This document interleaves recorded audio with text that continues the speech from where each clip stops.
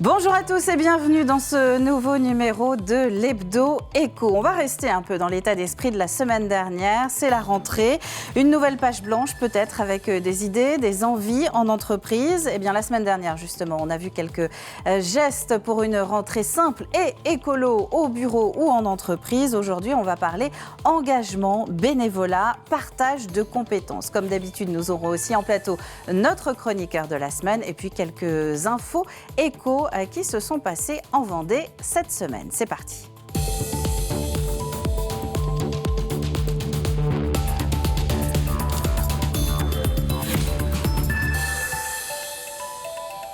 Et nous allons effectivement parler bénévolat de compétences cette semaine avec notre invité. Il s'appelle Pascal Giuliani. Bonjour Pascal. Bonjour. Vous êtes coordinateur Vendée de passerelles et compétences. Et donc dans quelques instants, nous verrons ensemble comment on peut faire quand on est salarié ou patron dans une entreprise pour donner un petit coup de main dans des associations notamment. En face de vous, notre chroniqueur du jour, chroniqueur de la semaine. C'est sa première, lui aussi. Philippe Provost, bonjour. Bonjour Caroline. Bienvenue sur Bonjour le Pascal. plateau de l'Hebdo Éco. Alors si les amateurs de basket vous connaissent sans doute, président du RVBC, vous êtes aussi responsable associatif plus largement, c'est l'étiquette qu'on a décidé de vous donner dans l'Hebdo Éco, et vous êtes aussi ancien chef d'entreprise. Bienvenue sur le plateau. Merci à vous. Avant de se lancer donc dans notre entretien avec notre invité de la semaine, les 4 actus éco qu'il fallait retenir en Vendée cette semaine. Nous allons commencer, vous allez voir, avec le tableau de bord de conjoncture de l'OESTV. Il vient de sortir. L'OESTV, c'est l'Observatoire économique, social et territorial de la Vendée. Un point de conjoncture mensuel qui est toujours très suivi. D'ailleurs, dans le département, ce qu'il faut retenir de cette rentrée en Vendée, regardez, des chiffres d'affaires derrière moi qui continuent de grimper, plus 9%. Par rapport à la même période en 2022, les entreprises vendéennes relevant du régime réel normal ont déclaré un CA de 12 426 millions d'euros, précise l'Observatoire. Tous les secteurs d'ailleurs sont concernés. Là encore, on n'a pas forcément le détail, mais vous pouvez aller sur le site de l'OESTV.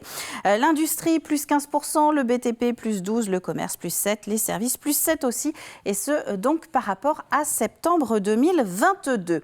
On va rester dans les chiffres avec ce tonnage à présent, 3010 tonnes. Ça, c'est la récolte de sel cette année pour les 97 sauniers professionnels, évidemment, de la coopérative de sel de Noirmoutier. Dans le détail, 130 tonnes de fleurs de sel, ce caviar, cet or blanc, comme on aime dire du côté de Noirmoutier, 2880 tonnes de gros sel, un bilan donc qui est jugé positif, mais pas exceptionnel. La production de 2023 est dans la moyenne des années précédentes, et ce notamment du fait de la météo. C'est ce que résume la coopérative dans un communiqué. On va parler un petit peu BTP à présent, avec cette étude de Pôle emploi qui est sortie cette semaine, une étude dans les Pays de la Loire sur l'attractivité du secteur à l'occasion de la 3e édition de la Semaine nationale des métiers du bâtiment et des travaux publics. Ce qu'il faut retenir, là encore, eh bien, une très jolie infographie, elle est derrière moi. Dans les Pays de la Loire, eh bien, cette étude qui a été menée d'ailleurs en partenariat avec la CAPEB, la FFB et la FNTP, c'est que la Vendée est le département ligérien où il y a la plus forte densité de salariés travaillant dans le bâtiment. Quasiment un salarié sur 10 ici en Vendée travaille donc dans le bâtiment. On peut retenir aussi que c'est un secteur qui reste très masculin, en tout cas dans l'inconscient collectif peut-être, puisque 90% des demandeurs d'emploi, autant dans les bâtiments que dans les travaux publics, 90% des demandeurs d'emploi dans ce secteur sont des hommes. Le message est passé. Ainsi que les métiers les plus recherchés. Là, on va demander à Jeff de nous montrer cette deuxième information en images. Les métiers les plus recherchés, 2 petits podiums. Le peintre en bâtiment, voilà, en ce qui concerne donc le bâtiment. Et puis dans les travaux publics, on est sur la préparation de grosses œuvres. Voilà pour ces informations de cette 3e semaine nationale des métiers du bâtiment des travaux publics. Elle commence lundi prochain. Nous serons le 9. Toutes les infos, c'est sur le site de Pôle emploi. Et puis on va terminer avec cette toute petite information pratique à très court terme. Ce vendredi et demain, samedi, c'est le transporteur. Alors, Hervouet, Hervouette, je ne sais jamais, je vais me faire taper sur les doigts. Comment vous dites, Philippe, vous ? Je dis Hervouette, moi. Hervouette. Bon, eh bien, Hervouette, qui organise une visite de ces sites aujourd'hui et demain. Et surtout, un job dating, retenez-le, c'est un secteur qui recrute très fortement, le transport. Session de recrutement notamment demain à Saint-Georges-de-Montaigu de 10h30 à 12h30. Voilà pour les infos de la semaine en Vendée dans le domaine de l'éco. On parlait d'ailleurs le talent de transporteur. Maintenant, on va parler plutôt talent bien plus général avec notre invité. Pascal, je disais que vous êtes coordinateur Vendée de passerelles et compétences. Le bénévolat de compétences, qu'est-ce que c'est exactement ? Alors le bénévolat de compétences, c'est surtout du bénévolat et des compétences. Alors, ça peut paraître, mettre à la disposition de l'autre ce qu'on sait faire. Voilà. Gratuitement. Ah bah oui, c'est la base du et bénévolat. Sans obligation.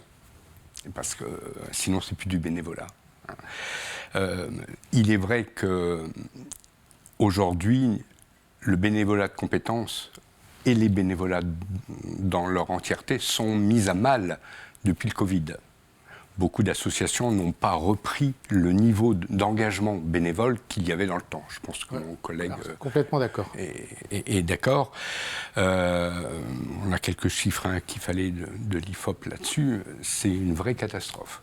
Alors, ce n'est pas forcément un désengagement, mais c'est que les personnes ont d'autres orientations. Ils se sont recentrés sur la famille, après ce qu'on a vécu, et donc ça commence à revenir.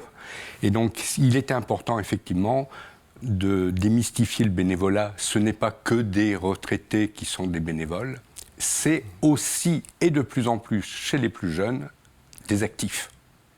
D'où, je rebondis sur ce que vous disiez, les entreprises ont un rôle à jouer, puisque il est important pour elles aussi de valoriser le bénévolat de leurs salariés en les accompagnant.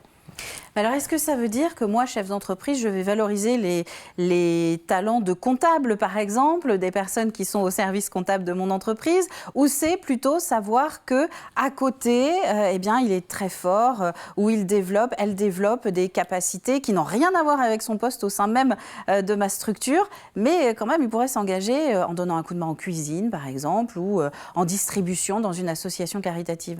Eh bien, les deux. On peut valoriser les deux. Effectivement. Plan A et plan B. Plan A et plan B. Le plan A, parce qu'une association a besoin de quelqu'un pour finir un réécrit comptable ou quelque chose. Donc la comptable a toute sa place, professionnellement. Et puis la comptable en a peut-être assez des chiffres. Et elle peut se dire, on le voit souvent, pour éviter le burn-out, eh bien, et si j'allais aider à ramasser des fraises pour les amener après dans des associations. Se changer les idées. Donc les deux sont possibles. Et ça a des bénéfices pour l'entreprise ? Alors, il y a des structures que l'État a mis en place pour aider l'entreprise avec des défiscalisations sur certains temps, sur certaines charges, parce que le salarié est quand même payé tout en n'étant pas dans l'entreprise. Donc oui, il y a des aménagements, c'est des dispositifs assez complexes et lourds, et comme je ne suis pas dans le versus entreprise, je ne les connais pas tous complètement. Mais ça existe, cette possibilité de proposer à ces salariés donc, de s'engager dans des associations sur le temps de travail. Tout à fait. Tout à fait. Philippe, vous avez été confronté à cette situation des gens dans votre entourage qui ont envie de partager leur temps Justement, pas assez. C'est bien le problème, c'est que le bénévolat de compétences, enfin, si je puis dire, il est trop petit, on n'en parle pas assez, on ne le fait pas assez, on ne le montre pas au niveau des entreprises, on en parle très peu, en définitive. Et je crois qu'il y a un véritable développement qu'on pourrait faire sur ce titre-là. C'est-à-dire que le chef d'entreprise doit surtout voir le fait que son salarié est absent. Oui, alors c'est effectivement ça, et puis c'est lui qui le rémunère pendant ce temps-là. Donc, mais vous voyez, c'est comme ce qui existe au niveau des pompiers. Je crois que c'est pas indiqué, l'État n'en parle pas assez, et je crois que pour faire changer l'état d'esprit des salariés, ça peut être une bonne idée. Alors c'est pas forcément de faire 20 heures, 30 heures dans la semaine, mais 1 ou 2 heures de bénévolat par-ci par-là pour aider d'abord les associations qui en ont bien besoin. Donc je crois que ça c'est vraiment une très bonne idée. Revenons un peu sur la structure que vous représentez, Pascal. Passerelles et compétences, quel va être votre rôle, justement ? Bon, alors, Passerelles et compétences, même si c'est une structure qui a son siège à Paris, je dirais qu'on s'en fout un peu de Paris. On est très local. toutes les passerelles de compétences sont ancrées dans le territoire. Donc nous, on est en Vendée et on est fiers de l'être. Voilà, c'est important de le dire parce que les ressources viennent de là. Notre rôle va être aussi de garantir à l'association qui va recevoir les bénévoles, à l'entreprise qui va nous confier un de ses salariés, que tout se passe bien. On est dans la convention tripartite. On est le garant du respect des obligations, que l'entreprise nous donne un salarié digne de confiance et avec une éthique, ce qu'on ne doute pas, mais que d'un autre côté, l'association ne lui fasse pas faire n'importe quoi et qu'elle protège, parce qu'il ne faut pas oublier qu'à un moment donné, le salarié devient le bénévole de l'association, soumis aux règles de l'association, pris en charge par son assurance et tout ce qui va avec. Comment fait-on pour se sentir concerné et se dire que ce que vous êtes en train de présenter, eh bien finalement, ça s'adresse directement à moi? Si vous avez le besoin, si vous ressentez le besoin de changer d'air, vous êtes bien dans votre boulot, mais que c'est lourd, parce que c'est ce qu'on ressent depuis la crise, les gens trépignent un peu au travail, ils aiment bien leur travail, mais ça devient un peu pesant. Il est temps de passer au bénévolat de compétences, parce que c'est une soupape qui va vous aider à respirer. Et du coup, vous revenez, vous parliez tout à l'heure du retour à l'entreprise, eh bien les employeurs trouvent les salariés plus détendus, plus stables, et il y a des chiffres qu'on peut dire, une productivité qui remonte, parce que le salarié est bien. Alors l'association a gagné des compétences, du sang neuf, l'entreprise n'a pas perdu son salarié. Et fidélise peut-être au contraire. Se fidélise, on pourrait peut-être dire, je ne sais pas ce qu'en pense mon collègue, mais c'est du gagnant-gagnant. Complètement. Justement, c'était l'objet de votre carte blanche, alors Philippe Prouvost, ce bénévolat. Ah, moi, c'est vraiment le bénévolat, c'est un cri d'alarme que je lance dans cette émission.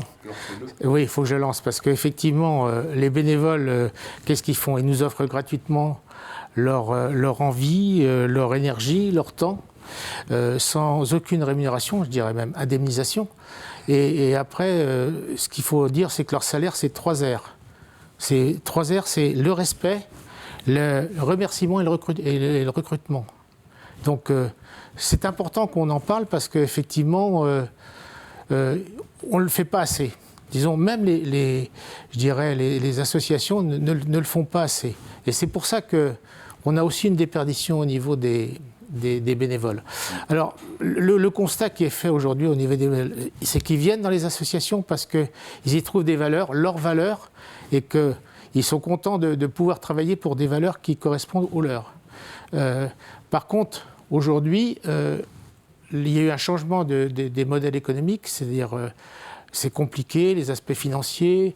On a un retour, effectivement, comme tu le disais, Pascal, à la famille, et des gens deviennent de plus en plus individualistes. Alors, qu'est-ce qui se passe? C'est qu'en définitive, il y a une chute du bénévolat et également, il y a un vieillissement de la population. Donc, il faut absolument qu'on fasse quelque chose. Alors, je ne sais pas si toi, tu as les mêmes données que moi là-dessus. Je pense que oui. Tu es complètement d'accord. Des données qui sont en tout cas assez préoccupantes. En Vendée, c'est vraiment un poumon économique en tant que tel, le bénévolat. Alors effectivement, c'était très très fort en Vendée. Ça reste encore très fort.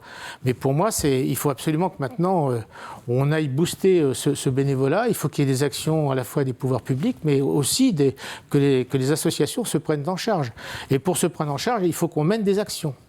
Alors pour moi, il y a 3 actions possibles. C'est d'abord qu'il faut recruter sans arrêt. Il ne faut pas dire, tiens, on a des bénévoles, on est très content. Donc il faut qu'il y ait un recrutement sans arrêt. Il y a maintenant beaucoup de choses qui se font avec les réseaux. Et là, les jeunes sont là pour le savoir, les TikTok, tout ça. Mais il faut aller chercher les jeunes. Il faut les recruter sans arrêt sur les réseaux. Même si, disons... Tous bénévoles, c'est une association qui est bigrement importante et qui rassemble beaucoup de bénévoles et qui met Philippe, le temps passe très vite. Il nous reste moins d'1 minute pour finir. Bon, alors, il nous reste 2 points, 2 axes. Il faut animer et reconnaître les bénévoles, parce que ça me paraît important. Et ce n'est pas fait assez par les associations. Il faut surtout remercier les actions qu'ils font. Alors un petit pot en fin d'année, je pense que ça c'est bien, c'est super. Ça mange pas de pain et ça fait mange pas beaucoup. de pain, ça fait du bien et ça fait plaisir. Et puis aussi, qu'on leur montre que l'association les aime avec un petit polo, un petit truc comme ça. Mais il faut aussi les récompenser. Et puis alors ce que je veux dire, parce que je ne vais pas aller plus loin, moi si tu critiques un bénévole, hein, c'est important, sois sûr d'être capable de le remplacer. Et c'est ce que je voudrais terminer par là.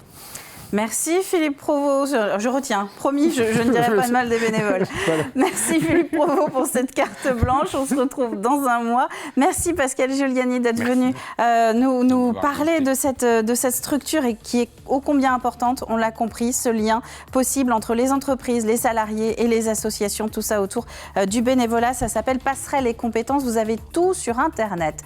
Nous, on arrive à la fin de ce nouveau numéro de l'Hebdo Éco. Merci d'avoir été présent. Vous allez pouvoir retrouver sur tvvendée.fr ainsi que sur le compte LinkedIn de TV Vendée cette émission en intégralité, les précédentes également. Et à la semaine prochaine. Très bonne fin de semaine à tous sur TV Vendée.